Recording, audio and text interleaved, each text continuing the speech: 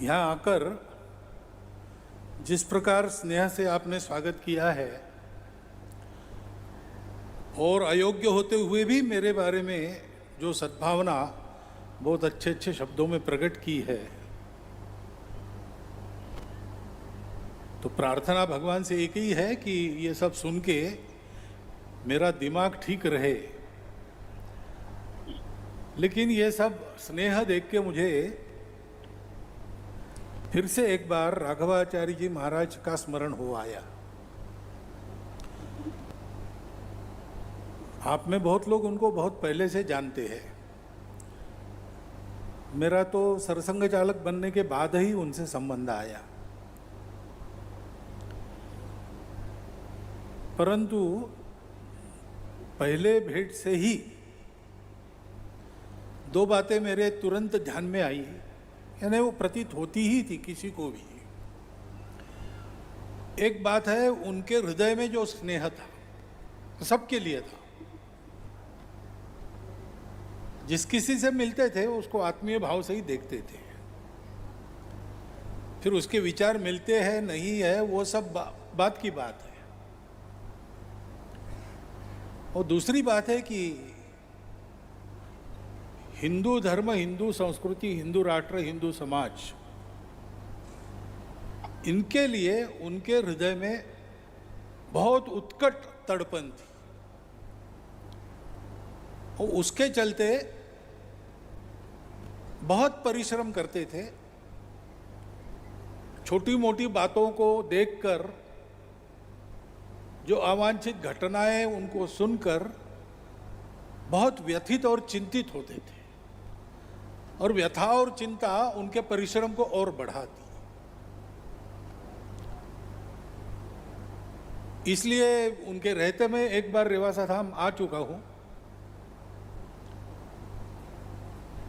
मैंने उनको कहा था मैं आऊंगा, जब जाऊंगा आपसे मिलूंगा, और रेवासा आप होंगे तो रेवासा आके मिलूंगा। तो उस समय वो थे, मैं आया था, लगभग 3-4 घंटा यहाँ पर रहा। उन्होंने गुरुकुल के छात्रों से भी मिलाया। बाकी औपचारिकता लोगों के लिए जो होती है वो तो हो ही गई, लेकिन फिर से वही स्नेह और समाज के हित के लिए वही तड़पन। और कोई बात वो करते ही नहीं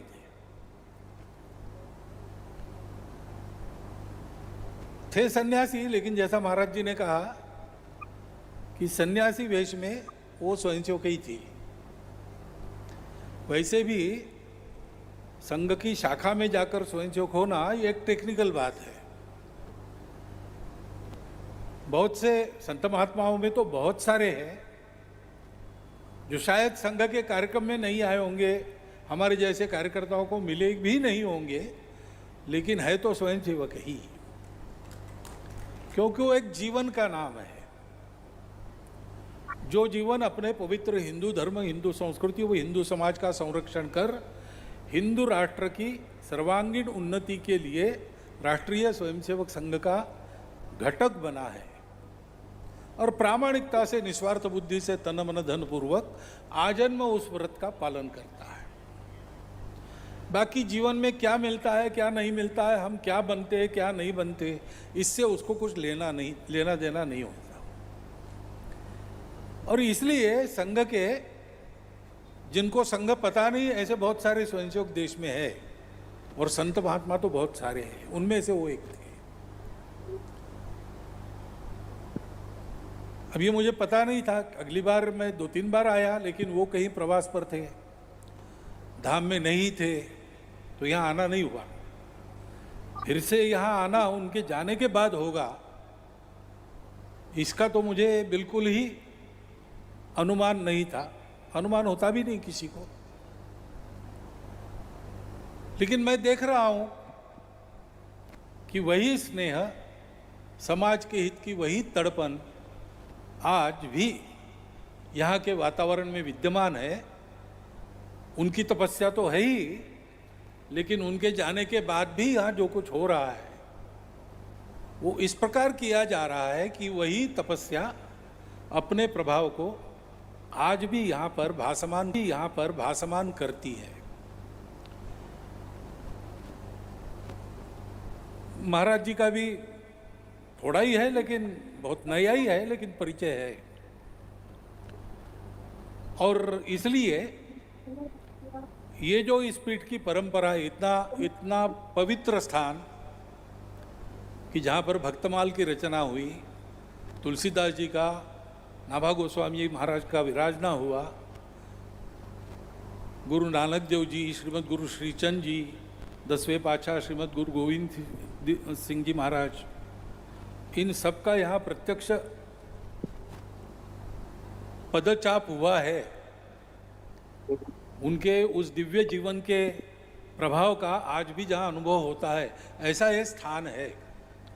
इस स्थान की परंपरा ऐसी ही चलती रहेगी, ये विश्वास मुझे आज आप सबको देखकर हो रहा है। और ऐसे स्थान और ऐसी परंपराएं चलने की बहुत आवश्यकता है। भारतवर्ष के लिए तो है ही, क्योंकि भारत है ही दुनिया में विश्व को धर्म देने के लिए। अपने राष्ट्र का जो प्रयोजन है, भारत अस्तित्व में कैसे आया राष्ट्र के रूप में, तो अपने यहाँ पर बताया है। भद्रम इच्छन्त ऋषय स्वर्विदा तपो दीक्षाम उपसे दुरग्रे ततो राष्ट्रम बलम ओजश्च जात। विश्व का कल्याण चाहने वाले स्वरविद ऋषियों ने, यानी सृष्टि का रहस्य जो जानते थे, वेदज्ञ थे, तो वेदों में सारे शास्त्र हैं और इसलिए वो स्वरविद थे। ऐसे ऋषियों ने उग्र तप की दीक्षा लेके तप किया। उनके उस तप से अपने राष्ट्र की बल की ओज की उत्पत्ति हुई। ये तप उन्होंने क्यों किया? क्योंकि उनको एक रहस्य प्राप्त हो गया कि सत्य एक ही है, विश्वरूप है, और दिखता जो विविध है वो उसी का आविष्कार है। वो मिथ्या है, यानी कुछ देर चलता है, बाद में सब एक ही है। अनेक वाक्य ऐसे, सर्वम खलु इदम ब्रह्मम ऐसा कहते हैं, घट घट में राम है ऐसा कहते हैं, भगवान ही विश्व बना है ऐसा कहते हैं। अनेक वाक्य है, अनेक परंपराओं में। वो सत्य क्या है, उसका स्वरूप क्या है, इसके बारे में दार्शनिक मतभेद है, लेकिन इस बात पर एक मत है कि दुनिया वास्तव में एक ही है। और इसलिए हमारे यहाँ ऐसी कथाएं भी मिलती है संतों की। रामकृष्ण परमहंस की जीवन का अनुभव लिखा गया है, अर्वाचीन समय की बात है। तो पंचवटी में गंगा को देखते हुए बैठे थे, देखते देखते ध्यान लग गया, आगे के सारे दृश्य के साथ वो तद्रूप हो गए। उसी समय सामने जो हरियाली थी उस पर से एक गाय चली गई। तो गाय चली गई तो ये इतने तद्रूप हो गए थे कि उनके सीने पर गाय के खुर के निशान आए। चिल्ला उठे, मर गया मर गया, रौंदा गया। दौड़े लोग, देखते तो निशान। अब इतनी तन्मयता सारे सृष्टि के साथ प्राप्त करने की गुरु किल्ली हमारे पास है, चाबी हमारे पास है, और ये सर्वार्थ में कल्याणकारी सब लोगों के लिए है। तो हमारे ऋषि मुनियों ने सोचा कि सब एक है, इसलिए सब अपने हैं। जो इतना बड़ा श्रेय हमको मिला है, पाथेय मिला है, ये सारी दुनिया को देना चाहिए। और सारी दुनिया को देने के लिए एक आदमी नहीं पर्याप्त होगा, एक पूरा राष्ट्र इसको जीवन ध्येय बनाकर दुनिया में जिए। इसलिए उन्होंने इस राष्ट्र की अपनी तपश्चर्या से निर्मित की है। तो ये भारत का प्रयोजन है, और ये भारत का प्रयोजन है उस प्राचीन समय से जब इतिहास भी नहीं था, इतिहास ने भी आंखें नहीं खोली थी, तब से ये अनवरत काम भारतवर्ष कर रहा है, भारत का हिंदू समाज कर रहा है। सनातन काल से चलती आई हुई ये अपनी रीति है। ये ऐसी कैसी चल रही है? क्योंकि ये पूरा समय निरापद तो नहीं था, कई उतार चढ़ाव आए। कभी हम स्वतंत्र रहे, वैभव संपन्न रहे, कभी हम दरिद्र हो गए, कभी हम परतंत्र हो गए, अत्याचारित पीड़ित हो गए, फिर भी ये काम चलता रहा है। जब जब दुनिया को विशेष रूप से इसकी आवश्यकता पड़ती है तब भारत का उत्थान होता है। आज हम देख रहे हैं अप्रत्याशित रूप से, अगर स्वतंत्रता के बाद का हमारा इतिहास देखे तो उस इतिहास के आधार पर कोई ये तर्क नहीं कर सकता कि भारतवर्ष उठेगा, लेकिन भारतवर्ष उठ रहा है, विश्व में अपना स्थान बना रहा है, विश्व में बड़ी ताकतें हैं उनके बावजूद बना रहा है। लोगों ने भविष्यवाणी की थी भारत स्वतंत्र होने के बाद कि यहाँ ये प्रजातंत्र चल ही नहीं सकता। प्रजातंत्र चला, प्रजातंत्र पर संकट आया, तब लोगों ने उसका प्रतिकार करके प्रजातंत्र को कायम रखा और आज आश्चर्यकारक रीति से भारत एक प्रजातांत्रिक देश के नाते प्रजातंत्र के मामले में सारी पृथ्वी में आगे है।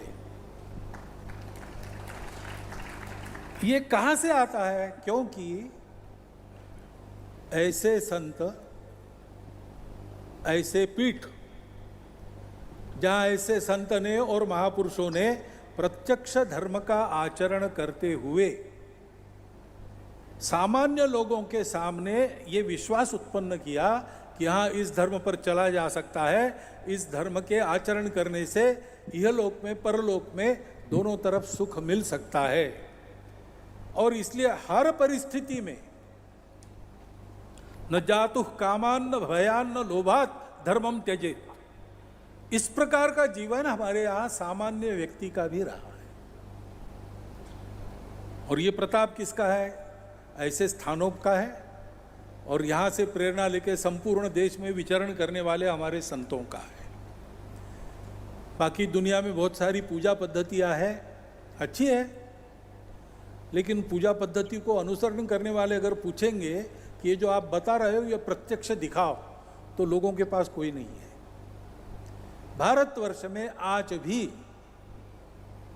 तत्वज्ञान के रूप में, अध्यात्म रूप के रूप में जो जो बोला जाता है वो जिनके जीवन में दिखता है, जीवन में आचरण करके उन्होंने यश, कीर्ति और श्रेय और प्रेय सब कुछ प्राप्त किया है, ऐसे जीवन बिल्कुल हमारे पास, हम लोगों में घूमते फिरते, हमारे जैसा खाते पीते हमको दिखते हैं। ये संतों की बड़ी महत कृपा हम लोगों पर है। तुकाराम महाराज एक महाराष्ट्र में संत हो गए, उन्होंने कहा कि हम यहाँ के तो है नहीं, हम भगवान के हैं, वैकुंठ के हैं, यहाँ क्यों आए? तो मराठी में कहते हैं आम्ही वैकुंठवासी, हम वैकुंठवासी है। आलो याची कारणासी, इसी कारण से यहाँ पर आए। बोलिले जे ऋषि साच भावे वर्तावया, ऋषियों ने जो कहा उसका सत्य आचरण हर समय तब के देश काल परिस्थिति के अनुसार करके बताने के लिए हम यहाँ पर हैं।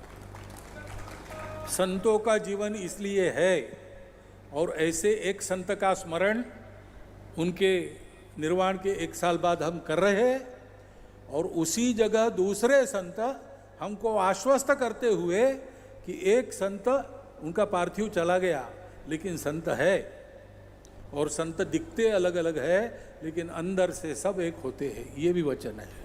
संत दिसती वेगळाले परी असती एकत्र मिळाले। और इसलिए मैं मानता हूँ कि ये स्थान और इसकी महिमा है, उसको चलाने वाले सब आप संत लोग हैं। तब तक हमको राघवाचार्य महाराज इस पीठ पर सदैव मिलते रहेंगे, मिलते रहे, ये शुभकामना व्यक्त करता हूँ और मेरे 4 शब्द समाप्त करता हूँ।